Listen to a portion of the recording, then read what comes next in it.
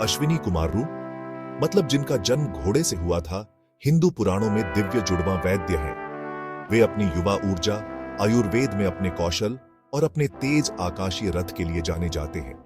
सूर्य देवता, सूर्य और स्वर्गीय वास्तुकार विश्वकर्मा की पुत्री संज्ञा के पुत्र अश्विनी चिकित्सा, कायाकल्प और सूर्य की किरणों की शक्ति का प्रतीक है।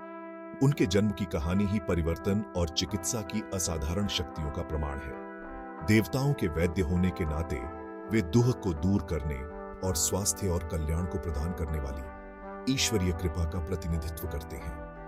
वेदों, पुराणों और महाकाव्य महाभारत में पाई जाने वाली उनकी कहानियां उपचार की परिवर्तनकारी प्रकृति और करुणा की शक्ति में अंतर्दृष्टि प्रदान करती हैं। सूर्य इस परिवर्तन से अनजान थे। छाया से उनके बच्चे हुए, जिनमें देवता शनि भी शामिल थे। जब सूर्य को संध्या के धोखे के बारे में पता चला तो वे उसे ढूंढने निकल पड़े। सूर्य, सूर्या, मुझे शांत करने के लिए। संध्या के पिता विश्वकर्मा मेरी चमक को कम करने के लिए मान गए। सूर्य के तेज से निकले अंशों को ब्रह्मांडीय अग्नि में फेंक दिया गया, जिससे 3 असाधारण प्राणी प्रकट हुए, अश्विनी और उनकी बहन उषा, भोर। सूर्य के सार से उनका जन्म अश्विनी को चिकित्सा और कायाकल्प की असाधारण शक्तियों से लैस करता है।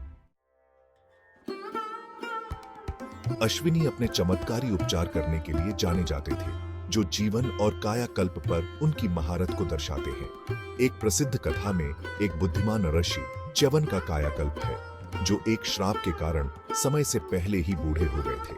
अश्विनी कुमारू नसात्या, हमने चालाकी से अश्विनी को उनकी जवानी बहाल करने के लिए प्राप्त किया, जो हमारी बुद्धि और कौशल को प्रदर्शित करता है। एक अन्य कथा में उन्होंने रानी विश्पला के कटे हुए पैर को ठीक किया, जिसे उन्होंने गलती से काट लिया था। अश्विनी कुमारू डासरा, हमने इसे लोहे के बने एक कृत्रिम पैर से बदल दिया, जो हमारी चतुराई और उन्नत ज्ञान को दर्शाता है। असुरों के खिलाफ युद्धों में अश्विनी ने देवताओं को पुनर्जीवित करने में महत्वपूर्ण भूमिका निभाई, जो जीवन को बहाल करने की उनकी शक्ति को दर्शाता है। चौथा भाग, अश्विनी और आयुर्वेद। प्राचीन भारतीय चिकित्सा पद्धति आयुर्वेद में अश्विनी का एक विशेष स्थान है। प्राचीन भारतीय चिकित्सा पद्धति आयुर्वेद में अश्विनी का एक विशेष स्थान है। मन, शरीर और आत्मा के बीच अंतर संबंध पर जोर देने वाले इस समग्र उपचार अभ्यास के दिव्य संरक्षक माने जाते हैं। जड़ी बूटियों, औषधियों और शल्य चिकित्सा तकनीकों के बारे में उनकी गहरी समझ उनके कई उपचार करने के कारनामों में स्पष्ट है। संतुलन और सद्भाव पर केंद्रित आयुर्वेद स्वास्थ्य और कल्याण लाने में अश्विनी के अपने स्वभाव को दर्शाता है। वे संपूर्ण व्यक्ति का इलाज करने, न केवल शारीरिक रोग बल्कि मानसिक और आध्यात्मिक पहलुओं को भी संबोधित करने के आयुर्वेदिक सिद्धांत का प्रतीक है।